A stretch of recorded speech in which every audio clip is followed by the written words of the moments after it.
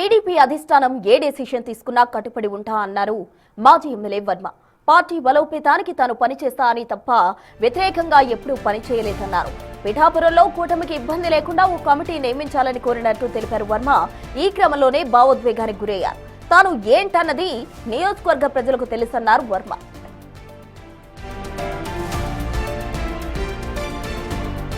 పిఠాపురం అంతా తెలుగుదేశం పార్టీకి క్రమశిక్షణగా వాళ్ళు ఇచ్చిన ఆదేశాల ప్రకారం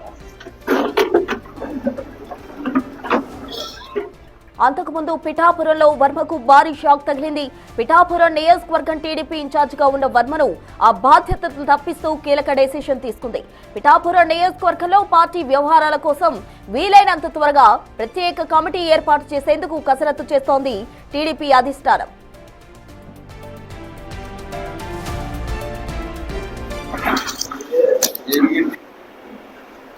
పిఠాపురం అంతా తెలుగుదేశం పార్టీకి క్రమశిక్షణగా వాళ్ళు ఇచ్చిన ఆదేశాల ప్రకారం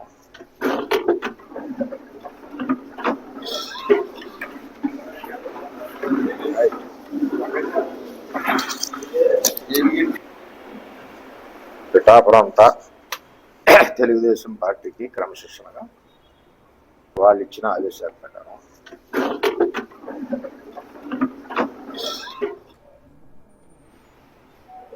నిర్ణయం పార్టీకి నిలబడాలన్నారు. మనం నిలబడ్డాం. పార్టీకి ఎప్పుడు కూడా వ్యతిరేకంగా కానీ పార్టీ బలోపేతానికి పనిచేసాను తప్పితే వేరే. రెండవది, మీరు అడిగిన ప్రశ్నకి నేను ఆల్రెడీ మన లోకేష్ గారిని కలిశాను. లోకేష్ గారితో డిస్కస్ చేశాం.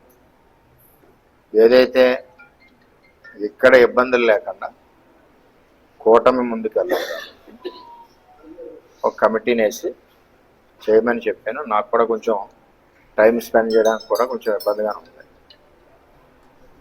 చేయండి, నేను కూడా ఒక్కడిని కూడా చేయలేకపోతున్నాను అని చెప్పి చెప్పడం జరిగింది.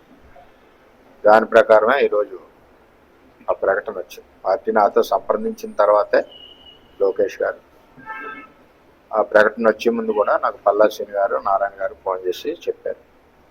చెప్పిన దాని ప్రకారం జరిగింది. పార్టీ సమీకరణాల సమయంలో కొన్ని రకాలుగా ఆలోచన చేస్తుంటారు. ఆ ఆలోచనకి ఎప్పుడు కూడా అనుగుణంగా పిఠాపురం తెలుగుదేశం పార్టీ కేంద్ర పార్టీ అధ్యక్షుల ఆదేశాలకు అనుగుణంగా పనిచేస్తుంది. పవన్ కళ్యాణ్ గారితో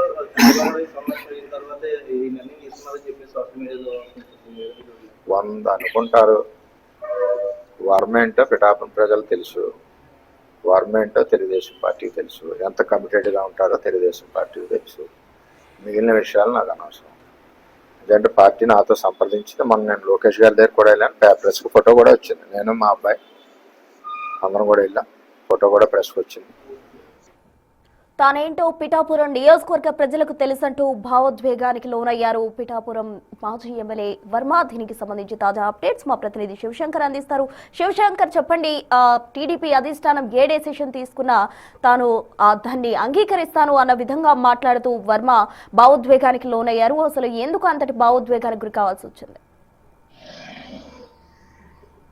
ప్రశ్న చూసుకున్నట్లయితే వర్మ గత కొంతకాలంగా కూడా పోరాడుతుంది పార్టీ కోసం అంటూ కూడా చెప్పుకొచ్చారు. ఈ నేపథ్యంలోనే ముఖ్యమంత్రి చంద్రబాబు ఫోటో లేకపోతే, తమ నాయకుడి ఫోటో లేకపోతే కనుక మేము ఎట్టి పరిస్థితుల్లోనే ఒప్పుకోమని చెప్పిన నేపథ్యంలోనే మొన్న జరిగిన తాజాగా ఫ్లెక్సీలో ఫోటో లేదంటూ కూడా జరిగిన గొడవ నేపథ్యంలోనే ఇద్దరు మాజీ ఎమ్మెల్యేలు, ఇటు పెండెం దొరబాబు కావచ్చు, ఇటు వర్మ కావచ్చు, తోపులాట వరకు కూడా గొడవ దారితీసింది. ఈ నేపథ్యంలోనే ఆయన తెగేసి కూడా చెప్పారు, ఇంకొకసారి ఇది కనుక రిపీట్ అయితే మా నాయకుడు ఆగమని చెప్పినా కూడా మేము ఆగే పరిస్థితి ఉండదు, చంద్రబాబు నాయుడు ఫోటో లేకపోతే మాత్రం ఖచ్చితంగా ఒప్పుకోమంటూ కూడా ఆయన కొన్ని హెచ్చరికలు జారీ చేశారు. ఈ నేపథ్యంలో పూర్తి స్థాయిలో జన సైనికులందరూ కూడా సోషల్ మీడియా వేదికగా అయితే విరుచుకుపడ్డ నేపథ్యం అంతా కూడా చూసాం మనం.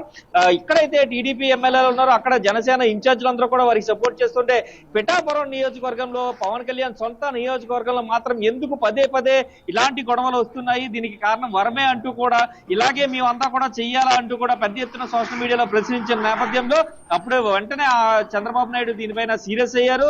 వర్మపై సీరియస్ అయినట్లుగా కూడా మనం వార్తల్లో కూడా చూసాం. ఈ నేపథ్యంలో చూసుకున్నట్లయితే పూర్తి స్థాయిలో వర్మని ఇక్కడ ఏదైతే కాంట్రవర్సీ గా బేస్ గా మారుతుందో, పిఠాపురం నియోజకవర్గం కాంట్రవర్సీ బేసిక్ గా మారడం, పవన్ కళ్యాణ్ మీద ఆ ఇంపాక్ట్ పడుతూ ఉండటం తోటి పూర్తి స్థాయిలో అయితే కూటమిలో విభేదాలు రాకుండా ఈ నిర్ణయం తీసుకున్నట్లుగా కూడా మనకి క్లియర్ కట్ గా అయితే అర్థమవుతుంది. అయితే వర్మ తనతో సంప్రదించిన తర్వాతే పార్టీ జాతీయ అధ్యక్షుడిగా వర్కింగ్ ప్రెసిడెంట్ గా ఉన్న నారా లోకేష్ తనతో సంప్రదించిన తర్వాత తానే ఒక్కడనే కూడా నేను చూసుకోలేకపోతున్నాను కాబట్టి ఒక కమిటీని నియమించాలంటూ కూడా కోరినట్టుగా కూడా వర్మ తెలిపారు. కానీ ఇంతకాలంగా కూడా టీడీపీ ఇన్ఛార్జ్ గా ఆయన కొనసాగడం, ఇప్పుడు ఒక్కసారిగా టీడీపీ ఇన్ఛార్జ్ పదవి నుంచి ఆయన వైదొలగడం తోటి ఆయన కొంత భావోద్వేగానికి కూడా గురైన పరిస్థితి మనం క్లియర్ గా చూసాం. అయితే పూర్తిగా ఎప్పుడు యాక్టివ్ గా ఉండే వర్మ మొహంలో నిరాశ కూడా మనం చూస్తున్న పరిస్థితి కనిపిస్తుంది. పూర్తి స్థాయిలో చూసుకున్నట్లయితే ఎవరిని నియమించినా ఇన్ఛార్జ్ గా లేదంటే కమిటీ నియమించినా కూడా ఖచ్చితంగా టీడీపీ పార్టీ నుంచే ఉంటారు కాబట్టి ఎవరిని నియమించినా కూడా తాను స్వాగతిస్తానంటూ కూడా చెప్పుకొచ్చిన పరిస్థితి కనిపిస్తుంది. అయితే పిఠాపురం నియోజకవర్గంలో కార్యకర్తలతోటి తెలుగుదేశం కార్యకర్తలతోటి ఉన్న అనుబంధాన్ని అంతా కూడా ఆయన ఒకసారి గుర్తు చేసుకుని భావోద్వేగానికి గురైన పరిస్థితులు కనిపిస్తున్నాయి. పూర్తి స్థాయిలో చూసుకున్నట్లయితే కూటమిలో ఎక్కడ విభేదాలు రాకుండానే పార్టీ ఎట్లాంటి సమీకరణాల నేపథ్యంలోనే ఈ నిర్ణయం తీసుకున్నట్లు కూడా వర్మ నిర్ధారించారు. వర్మ వెలువడించిన పరిస్థితి కనిపిస్తుంది. పూర్తి స్థాయిలో చూసుకున్నట్లయితే నారా లోకేష్ ని నేను నా తనయుడు ఇద్దరు కలిసిన తర్వాతే మాతో సంప్రదించిన తర్వాత ఈ రోజు ఉదయం కూడా పల్లా శ్రీనివాస్ ఎవరైతే ఆంధ్రప్రదేశ్ అధ్యక్షుడిగా ఉన్నారో టీడీపీ నుంచి ఆయన కూడా ఫోన్ చేసి నాకు విషయం చెప్పారు. మరికొద్ది సేపట్లో ప్రకటన వెలువడుతున్నట్టు కూడా పల్లా శ్రీనివాస్ తెలిపినట్టుగా కూడా వర్మ స్పష్టం చేసిన పరిస్థితి కనిపిస్తుంది. అయితే పూర్తి స్థాయిలో చూసుకున్నట్లయితే మరి కొన్ని రోజుల్లోనే ఈ కమిటీ వేయడానికి అయితే పూర్తిగా టీడీపీ అధిష్టానం అయితే కసరత్తు చేస్తున్న పరిస్థితి కనిపిస్తుంది. ఇప్పటికే జనసేనకి కూడా ఇన్ఛార్జిని తప్పించారు. జనసేన కూడా 5 మెన్ కమిటీ తోటి వర్కౌట్ చేస్తున్న పరిస్థితి పిఠాపురం నియోజకవర్గంలో కనిపిస్తుంది. అదే దిశగా టీడీపీ కూడా ఒక కమిటీని ఏర్పాటు చేసి ఆ కమిటీ ఆధ్వర్యంలోనే కార్యక్రమాలన్నీ కూడా జరిగే విధంగా కూడా పూర్తి స్థాయిలో చర్యలు తీసుకోవడానికి ఇప్పటికే కసరత్తు చేస్తున్నట్టుగా మనకి తెలుస్తుంది. Krishna. Right Shivashankar, thank you.